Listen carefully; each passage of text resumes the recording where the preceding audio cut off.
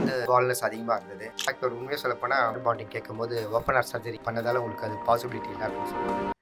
My name is Gothan Ram. நான் ஒரு 3 months back Prabhakar air clinic அது கூட இன்ஸ்டால பார்த்து தான் வந்தேன். இதுக்கு முன்னாடி எனக்கு வந்து ஓப்பன் ஹார்ட் சர்ஜரி பண்ணி ஒரு 15 இயர்ஸ் பேக் பண்ணியிருக்காங்க. அதுக்கப்புறம் இப்போ பால்னஸ் அதிகமா இருந்தது. நான் எப்பவுமே வந்து பிசினஸ்ல இருக்கிறதா கொஞ்சம் யூத்தா இருக்குன்னு ஃபீல் பண்ணுவேன். இது எனக்கு பெரிய மைனஸ்னால எங்க போலாம் கேப் போட்டு தான் போக வேண்டியிருக்குது. அது அன்கம்ஃபர்டபுளா இருந்தது. இன்ஃபேக்ட் ஒரு உண்மையை சொல்லப்போனா என்னோட சன்னோட என்கேஜ்மெண்ட் ஒரு 3 மந்த்ஸ் பேக் நடந்தது. அந்த என்கேஜ்மெண்ட்ல வந்து நான் ஃபுல்லா கேப் போட்டு தான் இருந்தேன். நிறைய பேர் ரிமூவ் பண்ணி பண்ணவே மாட்டேன் தான் இருந்தேன் நானு. சில இடத்துல வந்து நான் ஏர் பாண்டிங் கேட்கும்போது ஓப்பன் ஹார்ட் சர்ஜரி பண்ணதால உங்களுக்கு அது பாசிபிலிட்டி இல்லை அப்படின்னு சொன்னாங்க. என்ன பண்றதுன்னு ஃபீல் பண்ணிட்டு இருக்கும்போது இன்ஸ்டால பார்த்தேன் டாக்டர் பிரபாகர் கிட்ட. ஸோ அண்ணா நகர் வந்தேன். உங்ககிட்ட கேட்கும்போது ஃபுல்லா க்ரோத் கிடைக்காது.